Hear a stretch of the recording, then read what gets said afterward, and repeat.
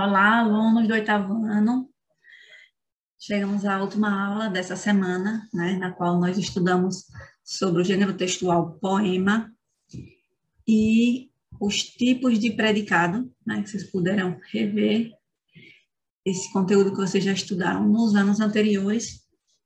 E a aula de hoje nós iremos praticar o que vocês viram na aula passada, certo? Para isso, vocês vão pegar o livro de vocês na página 60. Nós iremos trabalhar com a atividade aplicando conhecimentos. E para isso nós iremos iniciar com a leitura do poema O Adolescente, de Mário Quintana. A vida é tão bela que chega a dar medo. Não o medo que paralisa e gela, estátua súbita, mas esse medo fascinante e fremente de curiosidade que faz o jovem felino seguir para a frente, farejando o vento ao sair a primeira vez da gruta. Medo que ofusca, luz. Cúmplicemente, as folhas contam-te um segredo, velho como o mundo. Adolescente, olha, a vida é nova e anda nua, vestida apenas com o teu desejo. Vocês viram alguma relação desse poema com o poema que nós lemos na primeira aula dessa semana, o poema Mascarados, de Cora Coralina? Os dois poemas, eles trazem na última estrofe, né, um chamamento à vida, né? A como nós olhamos a vida, a como vocês, jovens e adolescentes, né, encaram a vida, né? O poema, né, ele faz uma análise de como o adolescente, né, ele vivencia, né, essas aventuras nesse momento de transição, né, entre a fase, né, de criança até a fase adulta, desse momento de transição, que é a adolescência, que é um momento tão difícil na vida de vocês. Por todas as mudanças que vocês passam, né, toda a curiosidade, todo esse espírito aventureiro. E o texto, ele fala sobre como o adolescente, ele é destemido, né? Como ele é cheio de vontade, de desejo, e também cheio de medos, né? O que é natural, certo? Vamos agora iniciar os questionamentos da atividade. Nós vamos para a questão 1. De acordo com a estrutura do poema, quantos versos nós temos, quantas estrofes e as rimas? Nós temos 14 versos, né, distribuídas em 5 estrofes, não é isso? O poema, ele não possui rimas, como a gente pode observar, não há aproximação de sons nos finais dos versos, né? A gente não consegue ver, mas nem por isso o poema, ele perde a qualidade, né? Ele continua tendo musicalidade, tendo beleza, né? O que nos faz relembrar que não é, né, um elemento obrigatório no poema, né, o uso de rimas.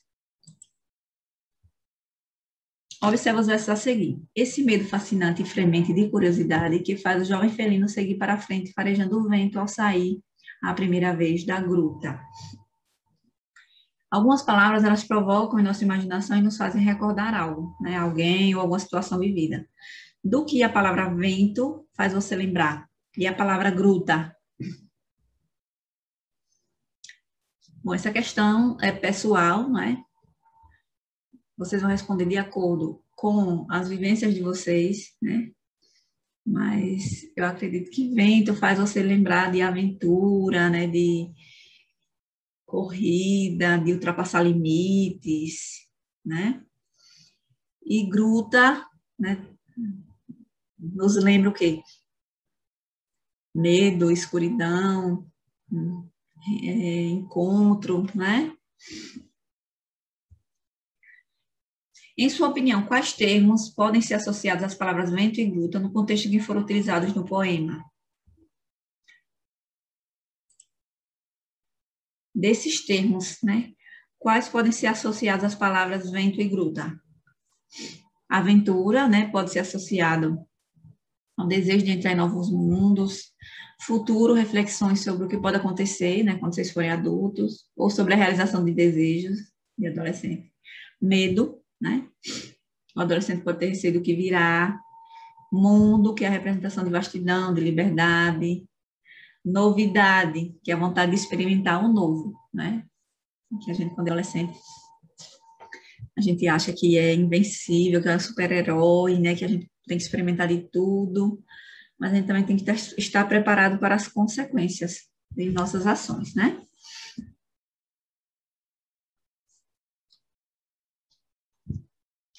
Localize nesses versos palavras utilizadas de modo figurado. Essas palavras se referem a que tipo de ser? Nós ainda estamos falando sobre os versos que nós lemos no slide anterior. As palavras felino, farejando e gruta estão relacionadas a animais, né? Ao mundo animal. A partir dessa utilização, a que o adolescente é comparado de maneira figurada? O adolescente é comparado a um animal que está descobrindo o mundo. Ao sair da gruta, né? Ele busca conhecer o novo mundo e se lança ao mundo cheio de curiosidade, mas ainda com vários receios.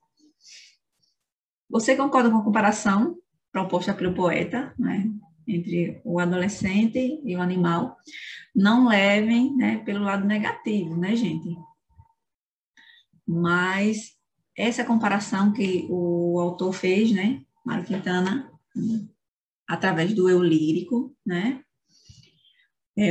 se dá por conta de que o adolescente, né, ele ainda está em fase de mudança, de conhecimento, né? Ele ainda está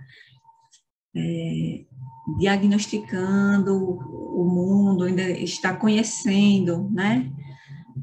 E se conhecendo também. Que figura de linguagem podemos identificar nos versos a seguir? Cumplicemente as folhas contam-te um segredo velho como o mundo. A personificação, né? O verbo contar, né, que é atribuído à folha, né? E o termo cumplicemente, que indica parceria, colaboração, cumplicidade da folha, caracterizam ações humanas. Então, aí a gente identifica a personificação desses elementos. Releia o verso. As folhas contam-te um segredo velho como o mundo. Que tipo de predicado nós temos nesses versos? Primeiro, né? Qual é o verbo? Contam-te. Contam-te é o verbo. Contam, né? Qual é o sujeito, né, gente? Quem conta as folhas, né? Então, nós temos aqui o sujeito. Conta-te um segredo. Predicado, né? Esse predicado, ele é verbal, porque nós temos uma ação, né? Praticada pelo sujeito, certo? E qual é o núcleo? Se o predicado ele é verbal, então o núcleo está na ação, né? Então, o núcleo do predicado é contam, o verbo contam. Transcreva do poema um verso cujo predicado seja nominal. No texto nós temos: a vida é tão bela, a vida é nova, a vida anda nua, né? Nós temos aí verbos que não indicam ação, né? E na qual o núcleo do predicado está no nome.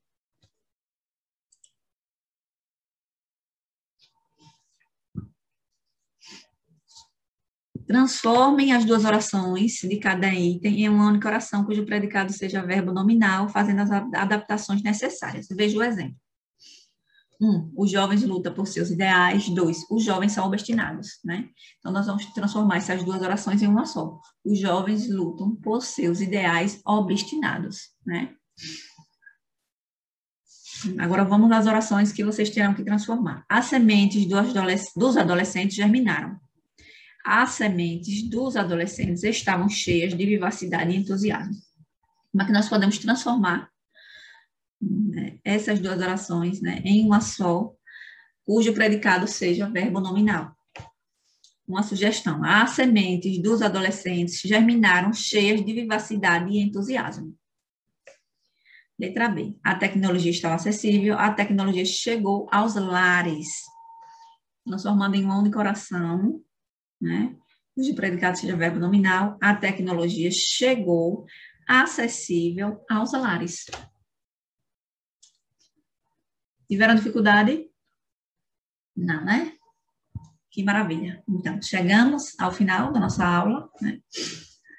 Espero que vocês tenham conseguido acompanhar e que vocês tenham bons estudos, certo? Fiquem em paz. Até a próxima.